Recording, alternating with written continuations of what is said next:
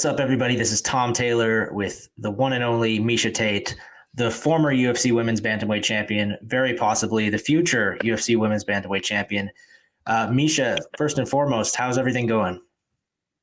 I would say life is great. It's very busy, very busy. Scheduling has never been more important, to be honest. But it's all about making priorities throughout the day. You're just making sure that things that are important get done early or at the times that they need to get done, and everything else kind of has to fall into place where it can. But this is what comes down to is having a really good support system too. Like, I can't say enough great things about my partner, Johnny. He's just incredible, like such an amazing father and amazing help. And my mom, I got to give her a huge shout out because she's down here about 60% of the time. And in Vegas, mind you, she lives in Washington State. So she comes down and helps out, and everything goes so much more smoothly when she's here. Yeah, I mean, those two supports in my life they're huge. There's no way I would be able to do all the things that I need to or have to without them. So definitely a lot of love for my support system. Definitely. Miesha, you've been in the headlines lately. I'm sure you've noticed. That's of course because you just announced that you are going to be ending your retirement and returning to the UFC's Octagon. Now, I know you've discussed this in some other interviews, but for the people, for the readers and viewers that missed those interviews, can you kind of explain what led to this decision to end your retirement?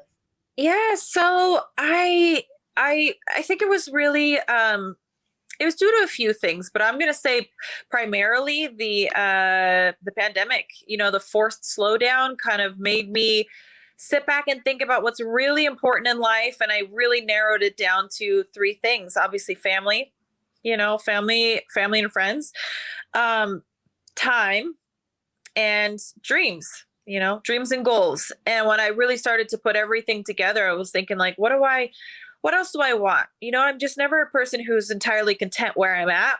So I was like, what else? And I just thought, you know what? I want to fight again. That's what I want to do. I'm 34.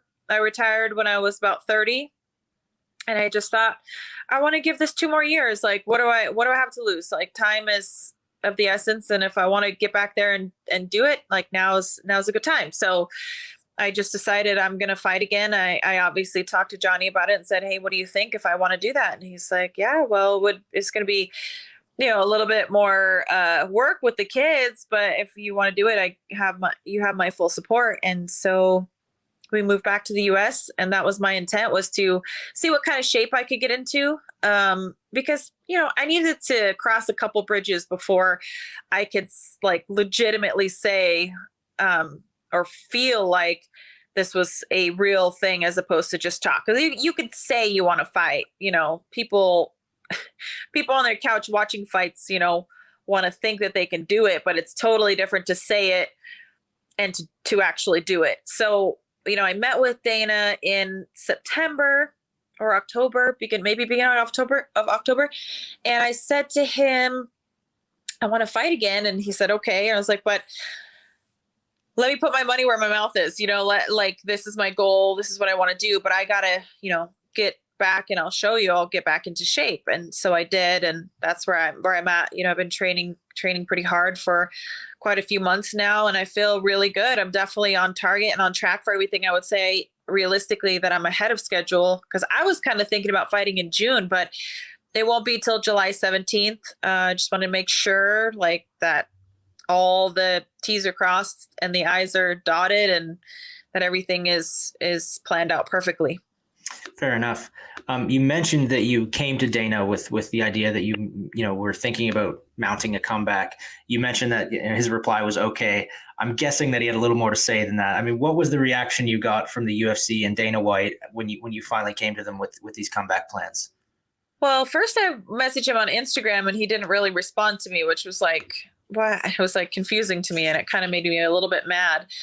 And then I finally came back to the States, and I was like, hey, can I come in and talk to you? And he was like, yeah, okay, sure. And I was like, oh, okay, finally get a response from you, Then I went into the office, and he's like, so what do you want? I was like, I want to fight. And he's like, okay. Like, he was kind of like, are you sure? Like, it just he was still kind of like questioning, because it was like, I think he wanted to know why. And that's the only reason like that I want to fight. That's it. There is no other reason why. But yeah, I think you want to make sure I wasn't hurting for money and that I wasn't desperate or anything. I'm like, no, I'm actually making really good money with one championship. This is not a, um, this is not a move about money. This is not a desperation move. Like, I really want to fight and I want to be the best in the world again. So then we kind of just started to discuss about weight classes and, you know, all that stuff. And he said, okay, let me get back to you. And, you know, and yeah, he was like, kind of like, let me get back to you. It's like, well, I'm not leaving this office without like, are you leaning towards yes? Or are you leaning towards no? Like, do you want me to fight or not? And he was like, yeah, I'm leaning towards yes. So that's kind of where we left off. And then, you know, again, I was like, after, you know, about a month, I was like, well, you know, I'm getting in shape. I feel really good. Things are definitely on target. And that was it. Cool. So the dance partner for this big comeback is Marion Reneau. How familiar are you with her, and what do you think of her as the, you know, the opponent for your comeback fight? You know, she's been around the game for a long time. And to be honest, I look at her and I'm a big fan, to be honest. I really am. I think that she's a great fighter, and she's been in some really closely contested fights that she's just happened to be on the losing end, but they were very close. She's been on the verge of being a contender a few times. But people are going to look at her record, honestly, and they're going to say, oh, she lost her last 4. You know, this is a gimme for Miesha. I just don't look at it that way at all. I don't. And I don't think any smart person would look at it that way, because if you see how she's lost, I mean, some are split decisions, some are draws, and some are like she's barely lost, you know, like she lost 2 rounds and she won 1 round. You know, she's never been finished, and she's never been destroyed either. So she's always somebody who's very game, and she's finished some people very unexpectedly. Like, she finished Sarah McMahon. She hurt her in the striking department, and then she submitted her with a triangle choke. And she also submitted Jessica Andrade with a triangle choke, which, if you know anything about those women, like, that's not easy to do. Like, so obviously she has great finishing ability. She's very durable. She's good at everything, and she narrowly loses fights. So, I mean, I think this will be a really good gauge to see where I'm at in the division, you know, and Marion Reneau will be exactly that. And she could spoil your night if you take her lightly. And, you know, she's going to be, I think I'd really like to be the first person and the only person to finish her, because this is her retirement fight. So another thing, like, she has nothing left to save for. She's not saving for a next fight. She's not preparing herself for anything but, you know, but this fight. So I truly believe, like, she's going to want to go out on a win. She's going to want to go out in impressive fashion, and she's going to bring everything she has to the table. So I've just got to be prepared for that. And again, I'd like to be the first person and only person to get a finish over Marion Reneau. Definitely. I think most fans would agree. It's a tough matchup, you know, especially coming off a layoff like the one you're currently riding. I know you've been out a while, but you are obviously a legend of this sport. You've accomplished a lot. When you kind of consider the layoff on the one hand, and then on the flip side, your name value, the sort of residual clout from what you've already accomplished, you know, how far away are you from a title shot, do you think? What do you have to do to earn a title shot in 2021 or 2022? Well, a lot of that depends on how this first fight goes. And to the truth be told, nobody knows that. I don't know that either. I don't know how well I'm going to do. Like, there's tons of questions to be answered. I mean, I feel good. I feel like I'm going to do great, but it's a totally another thing once the cage door closes. Like, you know, you've got to perform or see where you're at. So, like, this is going to be a great test marker for me. I have been out for a little over 4 years. So there's tons of questions that I have to answer for myself as well. But granted, I do everything that I believe I'm capable of, and I'm feeling like I can do, then that will set me definitely in the right direction. And I could see, you know, a title fight after one more win after that. So, I mean, I think as little as 2 wins, but, you know, maybe 3 or 4. And again, it just kind of depends on performance. It also depends on, you know, myself too. Is like, I want to fight Amanda again. I want to be a champion again, no doubt about it. But I also don't want to rush the process. You know, I want, when that opportunity comes, I want to know without a shadow of a doubt in my mind that I've done absolutely everything that I can do to be prepared. And I don't want to take it on anybody else's terms or at anybody else's time. You know, if I feel like I'm killing the game, and after 2 fights, I'm like, I'm ready, then I will go for it, and I will, hunt down the champion. But if I'm like, man, this is, getting back into it, and the fight timing is different than spar timing, I don't know. I have no idea how that's going to go. So that's part of the excitement, I think, for me, is like, realistically, you never really know what's going to happen in a fight, regardless if you've been active or you've been taking fights weekend, back to back. Like, you still never know. And that's what's always exciting for it. But especially after a long layoff, I think there's a lot of questions that need to be answered. And, Marion Reneau is the woman that has my focus. And I think a lot of my future hinges on this fight and winning this fight, doing it in the best way that I can. Right. I know your focus is on Marion right now, but you did mention Amanda Nunes. She's, of course, a woman you know quite well. You've been very candid about your fight with her in our previous conversations. You've admitted that fighting her is not, the most pleasant experience. Right. But what do you change in a potential rematch with her? Is there anything you've seen from her since your fight that you think could maybe be exposed in a rematch? To be honest, like, people will probably think I'm crazy because I know she's, and they, they probably should, to be honest, because I am a little bit crazy, but that's what's always made me, I think, a standout, is the ambition always exceeds everybody else's expectations for me. Like, what people think that I'm capable of and what I know I'm actually capable of are usually two different things. And that's okay with me. I'm definitely used to being underestimated. I'm used to being questioned, but, everyone has openings and holes. There's no way to be a perfect fighter. You can't be. And I can't say enough great things about Amanda. She's constantly improving.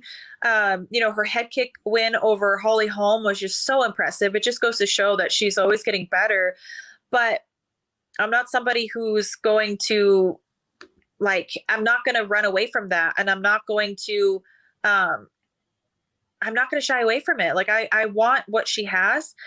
I want that belt back that she took from me, and I'm willing to put in the work. And when I do that, I can make shit happen. Like, I've done it before. And what's different this time around for me is that I found my great support system. I found a man who is all about me. It will help and support me in every way possible. And, my parents, like, my mom is down here more time than she's not, helping me with the kids so that I can train. And all, these people in my life, my friends, like, they all pull around me and rally together to help me make these dreams a reality. And, if you look at Amanda's first part of her career, she wasn't a real, like, standout. She had some good wins, but she also had some losses. She kind of got started out strong. Let's use the Kat Zingano fight as an example. I think most people are familiar. She started out strong in that fight, but then she kind of fizzled out, and Kat just ended up, demolishing her the rest of the fight and finished her. But that was right before she moved camps to train where she's at and get a better support system. And now you see what somebody can do when they have potential and they have desire and they have will, right? And they get a good support system. And that's what you see has happened for Amanda in the second part of her career. It wasn't like that in the first part for her. She didn't have those kind of stellar victories. And so I look at that and I'm like, I admire that. I admire that she was able to make the changes and find the right fits for her. And I aspire to be just like that. So that's what I'm doing too. For the first time in my life, like, I'm going to have the proper support system. I did not have that going in before.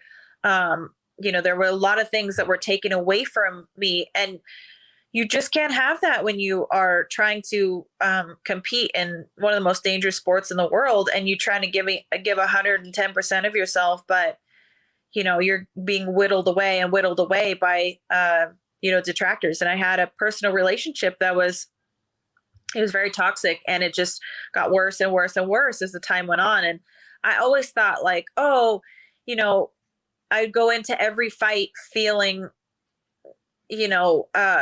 struggling a bit, a bit of depression, a bit of these other things that were going on and factors. But it was always just like, doesn't matter, Misha, you've just got to turn it on anyways. You've got to, and I was always able to do that. And then slowly it became where I wasn't able to do that so much anymore.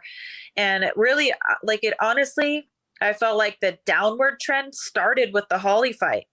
Like, it started there. It was just like, I felt like I had so little of me left to give, but I was like, you just turn it on anyways, you know? And then the Amanda fight happened. And then the Raquel fight was like, I was just not even on the same planet anymore, you know? And just like, wow, so anyways, long story short is like, this really will be the first time in my life that I have the support that I believe a lot of these other women have had a lot of their career, you know? I was with my ex for like 9 years, you know, Mm-hmm. He was my entire career and controlled and moved every part of it. And when I separated myself from that, I also was like, I have to separate myself from the sport too, because they were so intertwined, you know? Right. And my last fight with Amanda, or excuse me, my last fight with Raquel, granted, we were actually separated. We tried to do like just the coaching thing and it just didn't work. It was it was just horrible. So, not to paint like a woe is me story, everybody has their hardships in life and I'm okay. Like, I'm stronger for it, but I definitely went through a period of darkness and a period of depression and a period of just feeling like I was drowning and I was just losing myself. And so I had to step back from it all and really reevaluate what I needed out of life and how to like help myself feel full again, as Mm-hmm. opposed to feeling so empty. And that's just it. I just didn't have anything left to give at that time. I had stuck around for way too long. So with all that being said, like, this is going to be like Miesha 2.0. That's what I really believe in my heart of hearts. Awesome. Well, it's so great to hear you've got, the right people around you now. That's so important. So important. And I Yes. can't wait to see, what you're able to accomplish with the right support system in place. Just a couple more questions for you before I let you go here, Miesha. I want to shift gears a little bit. Obviously, this UFC return means the end of your time with one championship. I understand that it's an amicable parting. But do you have any kind of what are your impressions of your time? What will your memories of your time with one championship be? I mean, what will you look back on fondly years from now about your time with one? Oh man. Chachi is just an amazing man, an amazing individual, and a great friend. You don't find a friend like that in the business world who is as successful as he is very often. And I'm so grateful for that. And what I will look back on one championship is like, they have given opportunities to so many fighters and so many athletes who never would have had that. They've always been about equal opportunity. So men, women, it doesn't matter your race. It doesn't matter any of those things, any of those factors. It's all about just being the best that you can and following those dreams and pursuing that. And the integrity, the moral values, the moral compass is like, it's so refreshing. It's very refreshing to see. And I loved being a part of that. I loved the messaging. I love the fact that they don't have weight cutting, right? That they do the hydration testing and let the athletes weigh in at their proper weight. So that's just incredible. And I'll never forget going to my first one championship event was just incredible. Like, everything from the lights to the production to the walkouts to the food being catered around, to everybody, it was just like a really, really cool experience, really genuine and very great storytelling. Each of the athletes, like, you feel like a lot of them were like the Rocky Balboa stories. You just can't help but want to get behind them and support them and watch them achieve their greatness. And again, I just think it's a great promotion. I definitely wish them the very best moving forward. I'm excited for their cards in April. So the first one actually will be April 7th, which as of this would be tomorrow. Mm-hmm. And then every week of April after that on Wednesdays. So it'll be kind of catered to the US market for the first time. So I'm excited. It'll be on TNT at 10 p.m. Eastern time. So no, it's going to be really good. It's going to be amazing. And I'm very excited. Demetrius Johnson's going to be fighting on it. Eddie Alvarez. Eventually on one of the cards, Sage will be there. Rodtang Jitmongnon, like, so many incredible fighters. Oh, and you said one thing I'll look back on, like I'll continue to look forward on it too. But the Muay Thai fighters wearing the 4-ounce MMA gloves, like, that's incredible. Like, the striking element is next level. If you like watching MMA and you like watching mostly the striking part, like one championship will be your jam, because that's where they're at. They have some of the world's very best strikers, and they have just kickboxing and just Muay Thai fights. But then the Muay Thai guys are wearing those tiny, tiny 4-ounce gloves, and it's something special. That's for sure. They're definitely a great organization, and they're home to a lot of great fighters. So I'm with you on that. Yep. Last question for you, Miesha, before I let you get back to your day over there. Assuming things go your way in this comeback fight with Marion Reneau, how good is it going to feel to hear your name called again in the octagon and have your hand raised once again? Oh, I can't wait. That's one thing I'll never forget, is that feeling of being in there ready for battle and then getting your hand raised after a hard-earned victory. It's one of the sweetest moments. And I won't forget that. I won't forget that. I'm holding to it for this next fight as well. I want to taste sweet victory again. Awesome. Well, I can't wait to see it happen, Miesha. As I said, that was the last question I have for you. So I'll let you get back to your family over there, but I really appreciate the time. Definitely. Thank you so much.